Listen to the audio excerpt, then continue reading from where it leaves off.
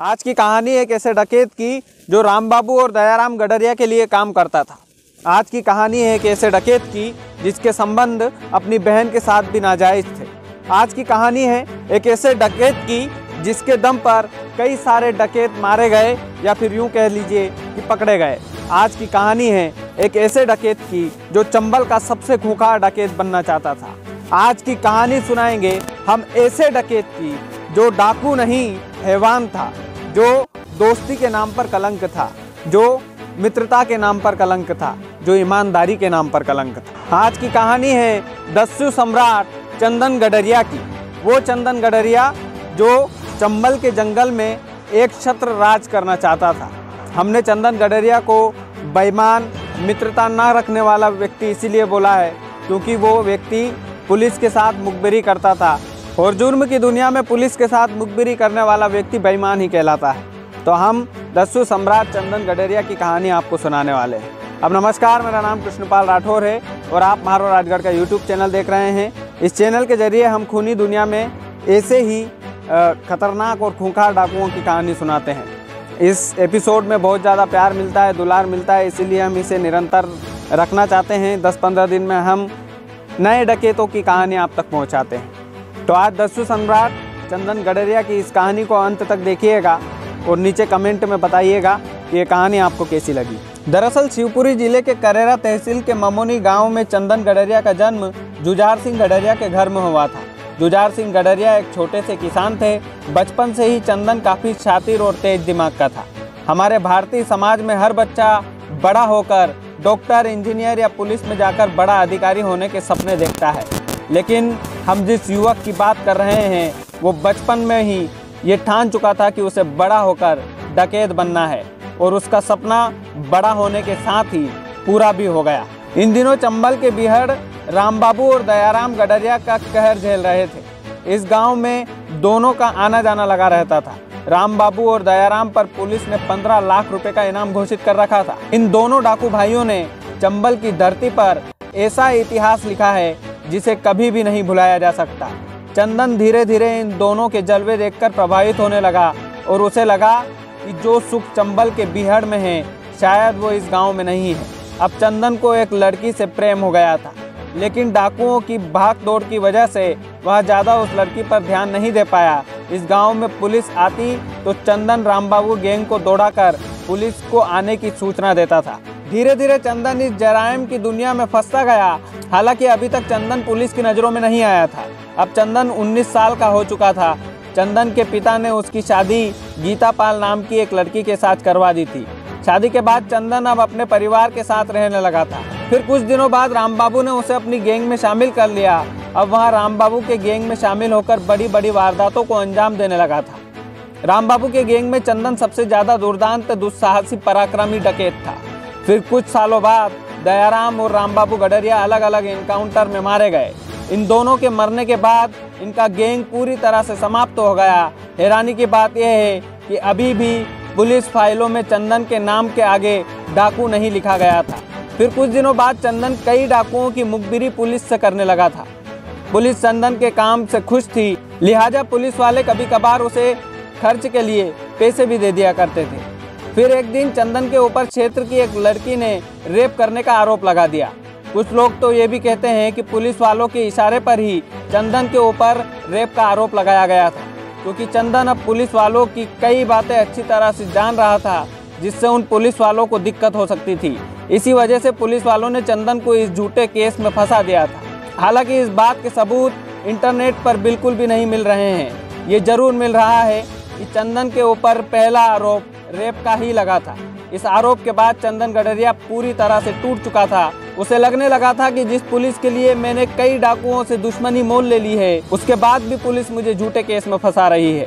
इसके बाद चंदन के ऊपर गिरफ्तारी का दबाव बढ़ने लगा था। चंदन अब समझ चुका था कि अगर गिरफ्तार हो गया तो पुलिस वाले मुझे और बुरी तरह से फंसा सकते हैं। बस इसी वजह से वह एक बार फिर चंबल के बीहड़ में डकैत बनकर समा गया। फिर चंदन की जिंदगी में अच्छी तरह से दूसरी लड़की का प्रवेश होता है। उस लड़की का नाम होता है चंदा गडरिया। चंदन गडरिया चंदा के मामा का लड़का था, यानी वह रिश्ते में भाई था। मीडिया रिपोर्ट के मुताबिक चंदन एक बार फिर शांत हो चुका था, लेकिन वह चंदा के प्रेम में ऐसा पागल हुआ कि बन बैठा चंबल का सबसे खूंखार डाकू। चंदा की शादी हो गई थी, वह अक्सर चंदा के घर मिलने जाया करता था। चंदा के पति के मुताबिक उसने कई बार दोनों को आपत्तिजनक हालत में देखा था, लेकिन करता भी क्या, क्योंकि चंदन उस इलाके का नामी डकैत था। फिर चंदा एक बार फिर मायके गई, फिर वहां लौटकर ससुराल नहीं आई। चंदन अपनी प्रेमिका चंदा को फूलन देवी जैसा खूंखार डकैत बनाना चाहता था। न केवल खूंखार डकैत, बल्कि फूलन देवी जिस तरह से पार्लियामेंट में गई थी, ठीक उसी तरह चंदन अपनी चंदा को पार्लियामेंट में भेजना चाहता था, राजनीति में भेजना चाहता था। लेकिन ये जराइम की दुनिया बड़ी खतरनाक होती है, बड़ी खुखार होती है। जितनी देखने में आसान लगती है, उतनी देखने में आसान होती नहीं है, उतनी आसान होती नहीं है। इसीलिए चंदन उसे इस जराइम की दुनिया में लाने में थोड़ा हिचकिचाता था। एक दिन चंदन गडरिया अपनी प्रेमिका से बात बोलता है कि क्या मेरी टीम में शामिल होगी, क्या मेरे साथ डाकू बनना पसंद करोगी? तो चंदा हाँ बोल देती है और जराइम की दुनिया में कदम रख देती है। दोनों मिलकर एक से एक बड़ी वारदातों को अंजाम देने लगते हैं। दोनों मिलकर इस जराइम की दुनिया में ऐसा आतंक मचाते हैं कि पुलिस हैरान रह जाती है। दरअसल चंदा जो है वो पढ़ी लिखी थी, इसीलिए अधिकतर फैसले उस गैंग के अधिकतर फैसले चंदा के हाथ में आ गए थे और चंदा ही उस गैंग को धीरे धीरे अपने दिमाग से ऑपरेट करने लगी थी। शिवपुरी के जंगलों में चंदर और चंदा का एक छत्र खौफ था। शाम होने के बाद पुलिस भी उनके इलाके में जाने से डरती थी। चंदन के पास पुलिस से भी बड़ा मुखबिर तंत्र था। वह पुलिस की एक एक मूवमेंट की जानकारी रखता था। चंदन भी रामबाबू दयाराम गडरिया की तरह आतंक फैलाना चाहता था। इसमें चंदा उसका बखूबी साथ निभा रही थी। अब इस गैंग के लिए अपहरण जैसी बातें आम हो चुकी थी। आए दिन किसी न किसी का अपहरण जरूर होता और उन लोगों से वो दोनों अच्छी खासी रकम वसूलते थे। इस गैंग ने शिवपुरी क्षेत्र से एक व्यक्ति का अपहरण किया, लेकिन वह इन्हें धोखा देकर कुछ दिनों वहां से भाग गया। फिर उस व्यक्ति ने जो बताया वो काफ़ी डरावना था। उसने बताया कि चंदन के गैंग में चंदा ही सबसे ज़्यादा कुख्यात है और वह दस्युओं द्वारा किडनैप किए गए लोगों को बुरी तरह से पीटती है। सबसे पहले वह लोगों को बांध देती है और उसके बारे में जानने के लिए पहले बेल्ट से मारती है। जींस टी शर्ट पहनने वाली चंदा के जिम्मे किडनैप लोगों को डील कराने का काम है। 12 बोर की बंदूक का इस्तेमाल करने वाली इस लेडी डकैत के पास किडनैप किए गए लोगों को मारने, पीटने और डराने धमकाने का जिम्मा था। दोनों डाकुओं का आतंक देखकर पुलिस भी हैरान हो रही थी। दिसंबर 2016 में कोलारस थाना क्षेत्र से एक चरवाहे का अपहरण कर इस गैंग ने सनसनी फैला दी। डकैत चंदन गडरिया को मोबाइल का शौक था और यही शौक उसके इनकाउंटर का सबब भी बन गया था।